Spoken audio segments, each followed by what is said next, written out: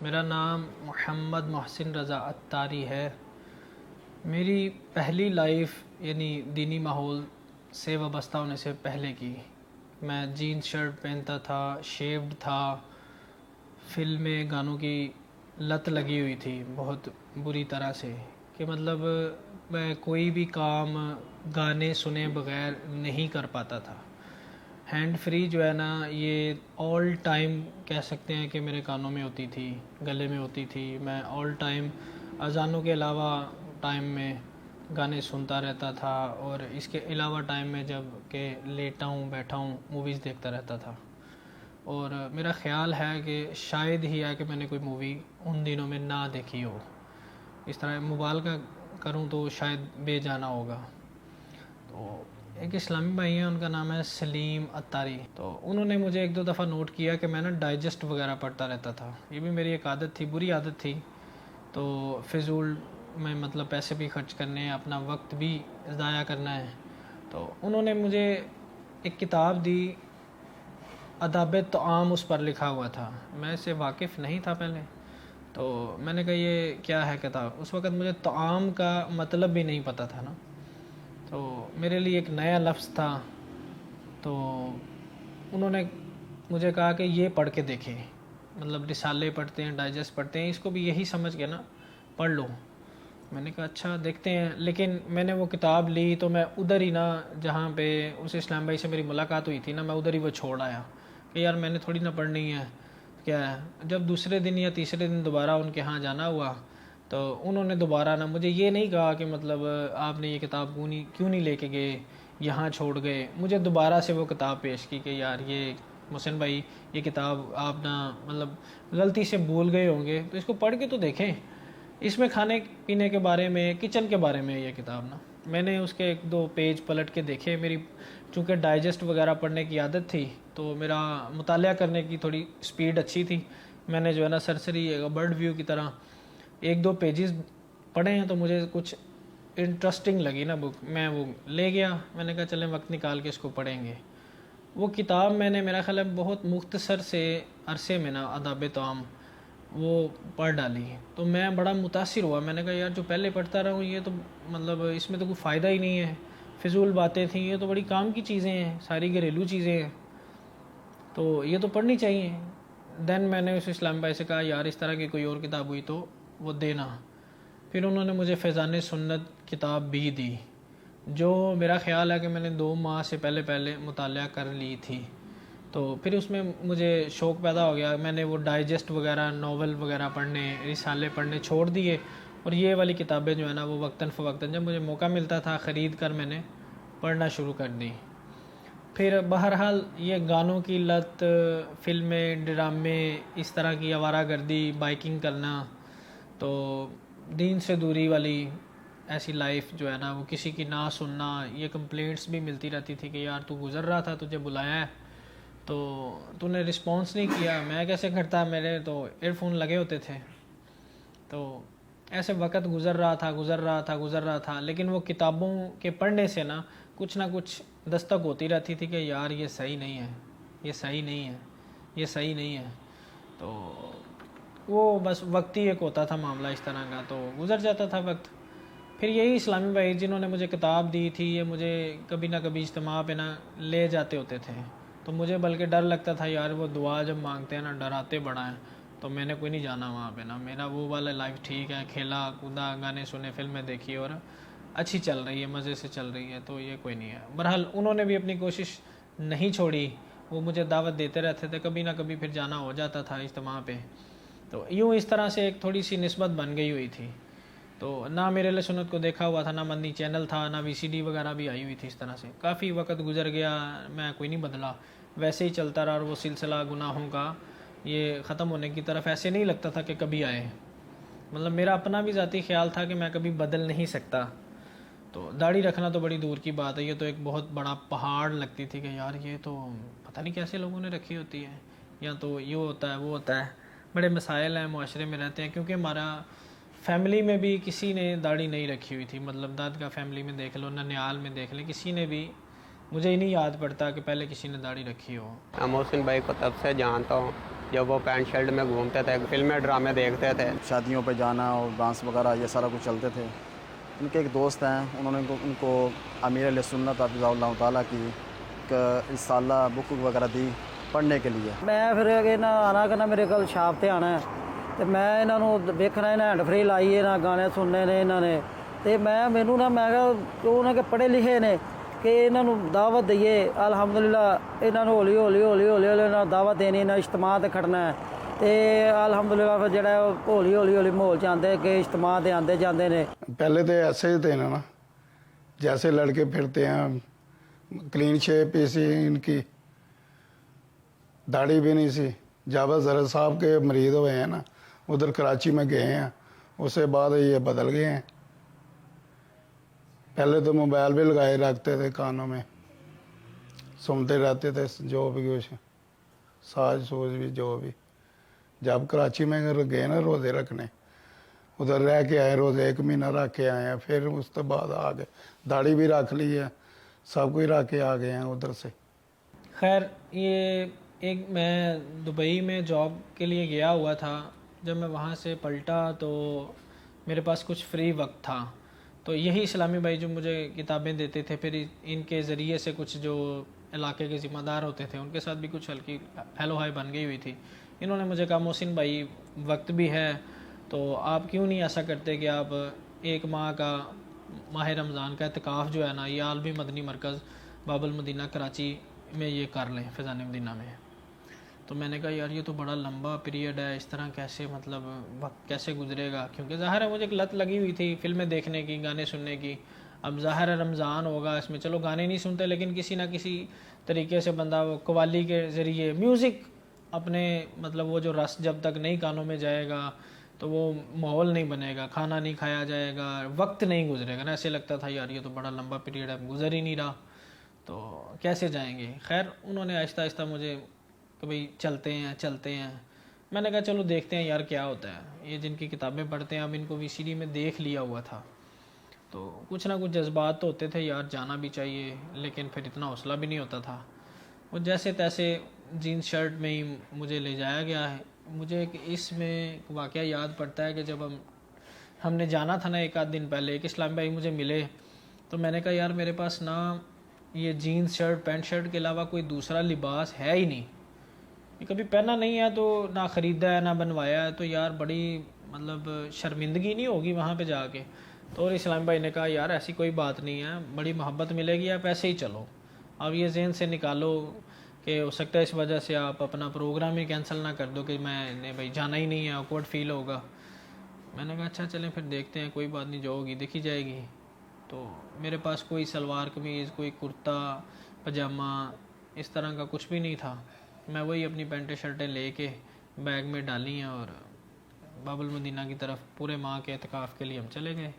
وہاں بھی میرے کوئی 12-14 دن ایسے ہی گزرے ہیں رمضان کے. تو گزر رہا تھا وقت جیسے عام چلتا ہے. آواز آ رہی تو ہوتی تھی کہ یار میوزک نہیں سنا ہے، فلمیں نہیں دیکھ رہے ہیں.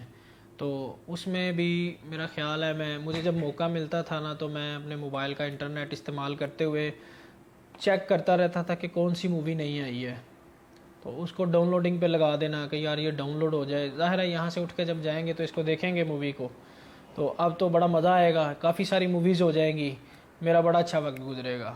تو یوں میرا خیال ہے کہ 2-4 دن مزید گزرے ہوں گے. تو رات کو بھی تراویح کے بعد مدنی مذاکرہ ہوتا تھا اور عصر کے بعد بھی ہوتا تھا، اور مدنی مذاکرے کے بعد مناجات افطار کا ایک پروگرام ہوتا تھا. اس میں جو ہے نا وہ جب دعا مانگی جاتی تھی اور کلام پڑھا جاتا تھا، اس میں بڑی دقت ہوتی تھی. تو وہ ایک دن جو ہے نا اس میں آدھا کو رمضان میں بھی گزر گیا ہوگا.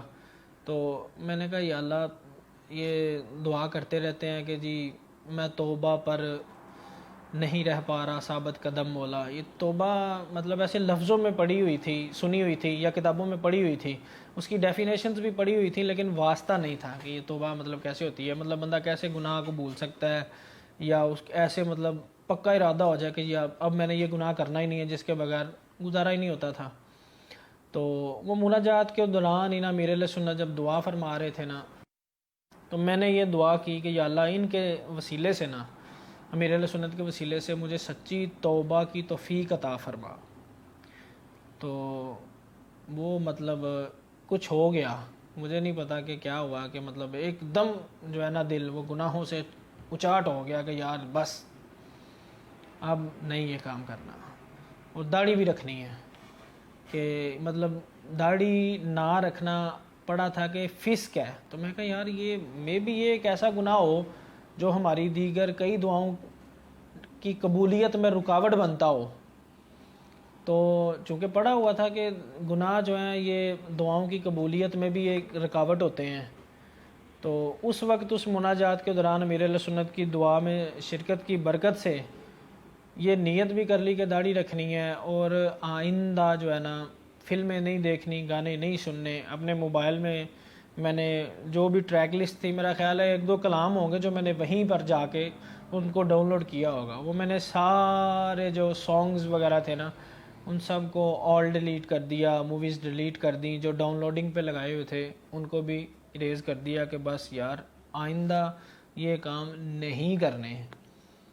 تو الحمدللہ ثم الحمدللہ دینی ماحول, دعوت اسلامی کے ماحول کی برکت سے دوبارہ کبھی بھی ان گناہوں میں نہیں پڑا میں. ماشاءاللہ اتنے وہ تبدیل ہو گیا. میں جب سے ان کو دیکھا, انہوں نے داڑھی رکھ لی ہے, امامہ بھی باندھتے ہیں, اور وہ ہمیں اسلامی دعوت میں لے کے جاتے ہیں, اور اسلامی دعوت میں ہمیں جانے سے بہت سکون ملتا, دل کو تسلی ہوتی ہے. 30 دن کے بعد یہ واپسی آئے ہیں. ان کو دیکھا کہ ماشاءاللہ پہلے چہرے پہ داڑھی بھی نہیں تھی, اس کے بعد داڑھی بھی آ گئی ہے, سنت کے مطابق لباس بھی سنت کے مطابق ہو گیا, اور داڑھی شریف امامہ شریف باندھنے لگے. تو اب ان سے پہلے کچھ اور ماحول تھا, اب ان کو دیکھ کے بہت دل میں خوشی ہوتی ہے. تے الحمدللہ ہن بہتری بہت انہی کو اللہ تعالیٰ کا کرم ہویا, چینجنگ ہو گئی ہے. باب المدینہ بھی رہ گیا ہے کراچی, انہاں مہینے کا اعتکاف کیتا ہے. تے الحمدللہ ہن جڑے نے ساڈے اجتماع جمعرات دے اجتماع ہوندا ہے وہ دے نگران مجلس دے. نہیں اللہ نے بہت سونا ماحول بدلا چھڑیا ਇਹਨਾਂ ਦਾ, ਬੜਾ ਅੱਛਾ ਹੋ ਗਿਆ. ਸਾਨੂੰ ਵੀ ਸਗੋਂ ਹੁਣ ਕਹਿ ਰਹੇ ਨੇ ਵੀ ਤੁਸੀਂ ਵੀ ਦਾੜੀ ਚੜੀ ਰੱਖੋ, ਨਮਾਜ਼ੇ ਪੜੋ, ਸਭ ਕੋਈ ਭਾਈ ਕੋ ਵੀ ਕਹਿ ਰਹੇ ਨੇ. ਅੱਗੇ ਤੇ ਆਪ ਸੀ ਨਾ ਉਸ ਤਰ੍ਹਾਂ ਦੇ ਮਿਸਾਲ, ਹੁਣ ਸਭ ਕੁਝ ਠੀਕ ਠਾਕ ਹੈ. ਘਰ ਦਾ ਮਾਹੌਲ ਵੀ ਹੈ, ਕਿਤਾबें भी रखी है, पढ़ते भी है, नमाजें भी पढ़ते हैं, तमाज़े भी जाते हैं, हर जुमेरात को जाते हैं. घर का भी माहौल सारा बदल गया, बेहतरीन हो गया है. ਤੇ ਮੈਨੂੰ ਹਰ ਆਏ ਨੇ ਉੱਥੋਂ ਕਿ ਭਈ ਕਹਿੰਦੇ ਨੇ ਮੈਂ ਬਹੁਤ ਬਿਮਾਰ ਹੋ ਗਿਆ, ਕਿ ਮੇਰੇ ਹਾਲਾਤ ਬਹੁਤ ਖਰਾਬ ਹੋਏ. ਤੇ ਮੈਂ ਕੀ ਹੈ ਕਿ ਬਾਪਾ ਦਾ ਜਿਹੜਾ ਨਾ ਮਦਨੀ ਮੁਜ਼ਾਕਰਾ ਨਹੀਂ ਛੱਡਿਆ. الحمدللہ الحمدللہ الحمدللہ اس طرح کا موقع ملتا رہا ہے کہ مطلب وہ دوبارہ کہیں سے بندہ شادیوں پہ جانا ہوتا ہے, میوزک چل رہا ہوتا ہے, تو بڑی مشکل ہوتی ہے کہ یار پھر وہ شیطان بھی پوری کوشش کرتا ہے. تو کیا کرتے ہیں کہ ادھر سے نکل جاتے ہیں, وہ اس شادی میں ہی اب نہیں جاتے کہ یار دوبارہ بڑی مشکل سے وہ موقع ملا تھا. تو اللہ پاک استقامت نصیب فرمائے, یہ دعا کرتا رہتا ہوں کہ اللہ پاک ماحول میں استقامت نصیب فرمائے, اپنے اس عزم پر استقامت دے. دوبارہ ان جیسے دوستوں سے بھی اب میں بہت کوشش کرتا ہوں کہ نہ ملوں. مل بھی جائیں تو ان کو نیکی کی دعوت دی جاتی ہے کہ یار یہ صحیح نہیں ہے ماحول, یہ ٹھیک ہے. اس میں جو سکون ملا ہے واقعتاً وہی صحیح سکون ہے. اس میں سکون کے ساتھ ایک بے چینی سی رہتی تھی, اس میں یہ نہیں ہے. اب جہاں میں گانے سنتا تھا, اب الحمدللہ میرے موبائل میں ایک بھی سانگ نہیں ہے, جبکہ 500-700 کلام ہوں گے جو میں ڈیلی سنتا رہتا ہوں. اب وہی جو سانگ سنتا تھا, میں کام کرتا ہوتا ہوں تو ساتھ کلام سن رہا ہوتا ہوں, تلاوت سن رہا ہوتا ہوں. میں نے ماحول کی برکت سے نماز کورس کیا عالمی مدنی مرکز میں ہی. امیر اہل سنت سے ملاقات کا شرف بھی حاصل ہوا. جیسے سوچا تھا کہ ایسے وہ کریں گے ویسے ہی اس طرح ہوا. انہوں نے کندھے پہ تھپکی دی, میں رونے لگ گیا. میں نے کہا یار یہ تو میرے ذہن میں چل رہا تھا کہ یار یہ ایسے بھی کریں گے. انہوں نے ویسے بھی کیا, ان کے ساتھ کھانا کھانے کا شرف بھی حاصل ہوا الحمدللہ. اور میں آخر میں یہی کہوں گا کہ شکریہ امیر اہل سنت, شکریہ دعوت اسلامی. اسی ماحول نے ادنا کو اعلیٰ کر دیا دیکھو, اللہ دیانت دار تو ہم کو بنا. الحمد للہ رب العالمین والصلاة والسلام علی خاتم النبیین اما بعد فاعوذ باللہ من الشیطان الرجیم بسم اللہ الرحمن الرحیم الصلاة والسلام علیک یا رسول اللہ وعلی آلک واصحابک یا حبیب اللہ الصلاة والسلام علیک یا نبی اللہ وعلی آلک واصحابک یا نور اللہ۔ مدنی چینل کے ناظرین، پروگرام دیکھ رہے ہیں آپ بازار اور کاروبار۔ آئیے سنتے ہیں درود پاک کی فضیلت کو۔ رسول پاک صاحب الاولاق سیاح افلاق صلی اللہ تعالی علیہ وآلہ وسلم نے ارشاد فرمایا کہ جو شخص مجھ پر ایک بار درود پاک پڑھے اللہ تعالیٰ اس پر 10 رحمتیں نازل فرماتا ہے، جو 10 بار درود پاک پڑھے اس پر 100 رحمتیں نازل فرماتا ہے۔ صلو علی الحبیب صلی اللہ علی محمد صلی اللہ علیہ وسلم صلاۃ و سلاما علیک یا رسول اللہ۔ بازار اور کاروبار پروگرام میں ہم مختلف موضوعات کو لے کر آتے ہیں، مارکیٹس میں ہونے والے حالات، واقعات اور خرید و فروخت کے تعلق سے اسلام کی بہترین تعلیمات پر مبنی ہمارا یہ پروگرام ہوتا ہے بازار اور کاروبار۔ آج ہمارا موضوع ہے ذخیرہ اندوزی۔ آپ کو ایک حدیث پاک، ایک واقعہ سناتا ہوں، آپ توجہ سے سنیں، انشاءاللہ اس کو سن کر بہت کچھ سمجھنے کا موقع ملے گا۔ الزواجر کتاب ہے جس کا ترجمہ المدینۃ العلمیہ دعوت اسلامی نے، اسلامک ریسرچ سینٹر نے کیا ہے، جہنم میں لے جانے والے اعمال۔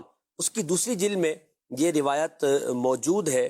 چنانچہ مسلمانوں کے دوسرے خلیفہ سیدنا فاروق اعظم رضی اللہ تعالی عنہ سے کے بارے میں منقول ہے کہ ایک مرتبہ کچھ کھانا مسجد کے دروازے کے پاس رکھا ہوا تھا۔ جب امیر المؤمنین سیدنا عمر بن خطاب رضی اللہ تعالیٰ عنہ باہر نکلے تو آپ رضی اللہ تعالیٰ عنہ نے لوگوں سے پوچھا یہ کھانا کیسا ہے؟ صحابہ کرام علیہم رضوان نے عرض کی یہ کھانا شہر کے باہر